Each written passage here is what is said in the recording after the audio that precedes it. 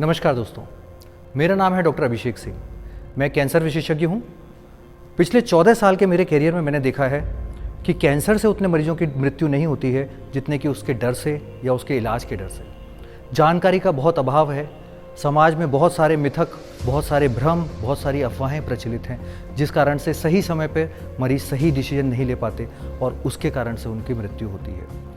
हम सब जानते हैं कैंसर तेज़ी से बढ़ रहा है। कुछ अगले समय में, अगले कुछ सालों में बहुत सारे कैंसर के मरीज भारत में पाए जाएंगे, दुनिया भर में बढ़ेंगे। हर घर में, हर मोहल्ले में ढेरों कैंसर के मरीज होंगे। अगर हमें सही जानकारी है कैसे उससे बचाव करना है, अगर हमें सही जानकारी है किस समय क्या करना है, तो कैंसर से निजात पाई जा सकती है, कैंसर से ठीक हुआ जा सकता है। मैंने अपने जीवन का मिशन बनाया है कि मैं ज़्यादा से ज़्यादा सही जानकारी ज़्यादा से ज़्यादा लोगों तक पहुँचाऊँ। मैं उम्मीद करता हूँ कि आप लोग भी मेरा साथ देंगे और इस मिशन में ज़्यादा से ज़्यादा जाने बचाने में मेरी मदद करेंगे। मेरे को अप्रैल 2018 में इस बीमारी के बारे में पता चला था। उस टाइम हमारे कमर में मेरे पे बहुत ज़्यादा दर्द थी। मेरे से उठना बैठना भी परेशान हो गया मैं इससे बाद हल्के हल्के मुझे पैरालिसिस हो गया बिल्कुल, और मैं बिल्कुल चारपाई पे आ गया। तो हमने एक्सरे कराया, CT कराया, तो देखा हल्के हल्के 2-3 दिन में ये पैरालिसिस को जाने लग पड़े। जब ये पैरालिसिस जाने लग पड़े तो फिर हम लोगों ने CT कराया तो कुछ डाउट हुआ, तो फिर इनको लेके हम हल्द्वानी गए। जब इसके बारे में हमारे परिवार को पता चला, क्योंकि हमारे परिवार में 2 ऐसी डेथ हो चुकी थी, इसलिए हमारा परिवार भी बहुत घबरा गया और मैं भी बहुत इस चीज़ को लेकर घबरा गया कि अब क्या होगा, मेरे परिवार का क्या होगा, इनका पालन पोषण कैसे होगा और क्या करेंगे, क्योंकि हम अपने घर से भी बहुत ही सीमित थे और पैसे टके से भी हमारा काम ढीला ही चल रहा था। कुछ लोगों ने तो डराया भी इतना ज़्यादा कि अब आपका बचना बहुत मुश्किल है। हल्द्वानी लेके डॉक्टर प्रकाश पंत हैं, उनको दिखाया। उन लोगों ने आगे एडवाइस किया कि आप डॉक्टर अभिषेक हैं, आप उनसे कंसल्ट कीजिए। तो फिर हम लोग बरेली लेके गए डॉक्टर अभिषेक जी के पास। रशपाल सिंह जी के बारे में जब मेरे पास फ़ोन आया था तो मुझे ऐसी उम्मीद नहीं थी कि मैं उनको बहुत ही कमज़ोर हालत में बिस्तर पर लेटा हुआ देखूंगा। लिम्फोमा एक अच्छे प्रकार के कैंसर में माना जाता है जो दवाइयों के साथ पूरी तरह से ठीक होने की जिसकी अच्छी संभावनाएँ होती हैं।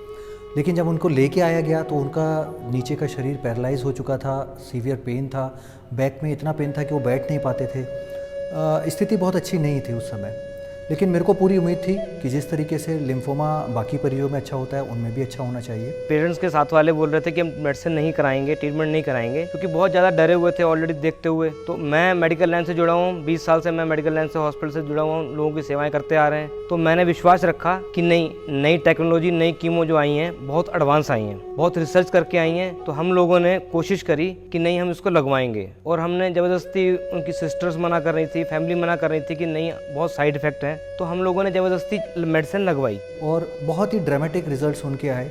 हर साइकिल के साथ उनकी जो पैरालिसिस थी वो कम होती चली गई, उनकी बॉडी की स्ट्रेंथ बढ़ती गई। हालांकि कीमोथेरेपी में कुछ हद तक कमज़ोरी आती है, लेकिन सपोर्टिव थेरेपी हमने ऐसे दिए थे कि उनको वो कमज़ोरी ना आए।